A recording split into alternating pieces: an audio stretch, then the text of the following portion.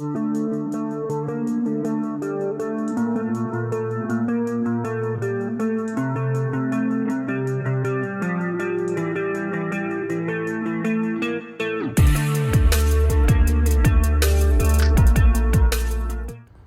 right, well, JP with Max Tr3 Revival coming back at you. Obviously, this is a little different view than what I'm used to.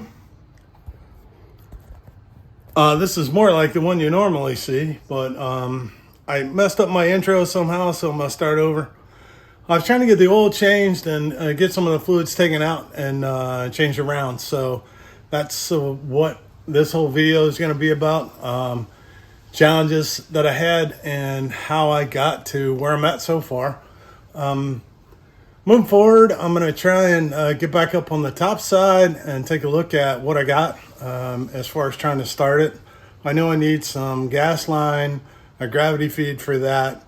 Make sure that the SUs are movable, that kind of thing. So until then, we'll just go with the fact that it's really nice today. All right. Thanks everybody for following along. I appreciate it. You're going to see more content soon. So here's what I'm working on. I'm trying to get the 62 rolled back out of the way. That way we can get up here underneath the front end of the 62 and try and get it, the fluids changed, pulled out, those kind of things.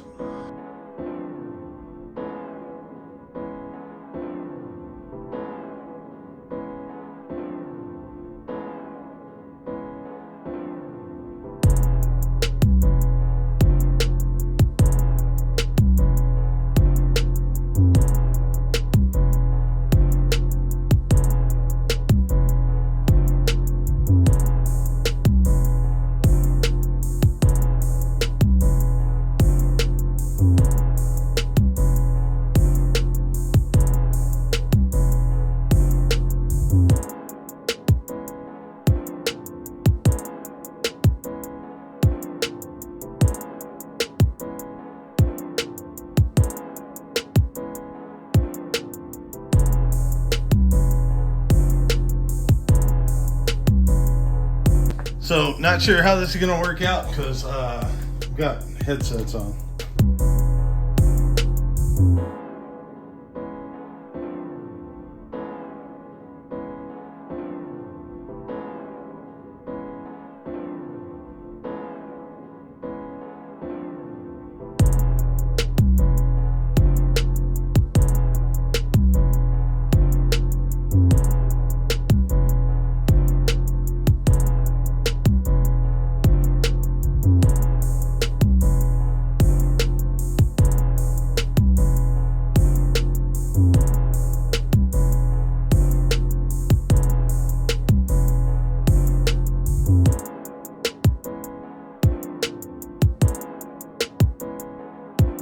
This is what I'm looking at.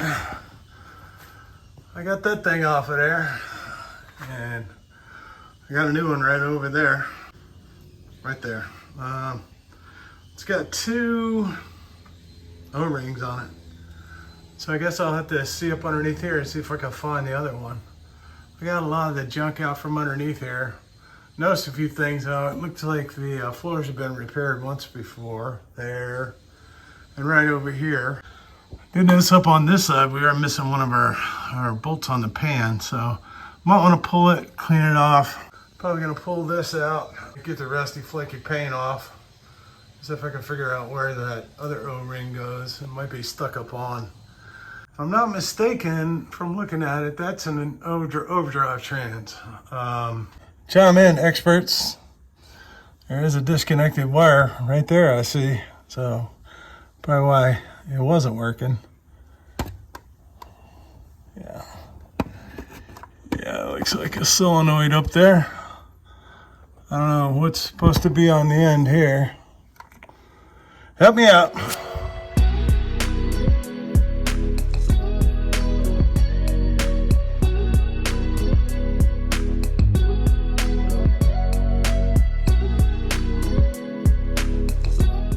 All right, well, here's the reason why I get caught up and it takes me a long time to do things. I don't know, things bothering me. So I looked at this and I thought, well, maybe I should throw some paint on it. I went by and picked up some paint. It's probably the wrong color. Well, that's okay. It's a matte finish. Should be fine. Well, so I sanded off the blue and took a look, and underneath there's this different color. It's a little darker than what I picked up, but something I remembered. So there's the blue, and there's the whatever aqua color. So I feel like that's closer. So hopefully this will work out okay. Next step in the process, a little primer and rust and having it all together. So base coat. Wondered why that color looks so familiar to me. Okay, so reassembly, I'm pretty lucky that I have a catalog here because I didn't even notice this is 2 individual parts. I don't know if you can see that, but this is a seal on one side, right there, and then a washer on the other side. And when I was soaking these parts to get all the grease off of them, that's when I figured that out, because I looked in the catalog here, and if you look, it breaks it down right here for a seal and a washer, and then shows you how the stack works. Took it apart, took the clip off, and pulled everything down. Soaked it, and then painted the canister itself. So I'm just gonna reassemble it. All right, so that's what I'm gonna do. I'm gonna reassemble this and then see about getting it back in the car.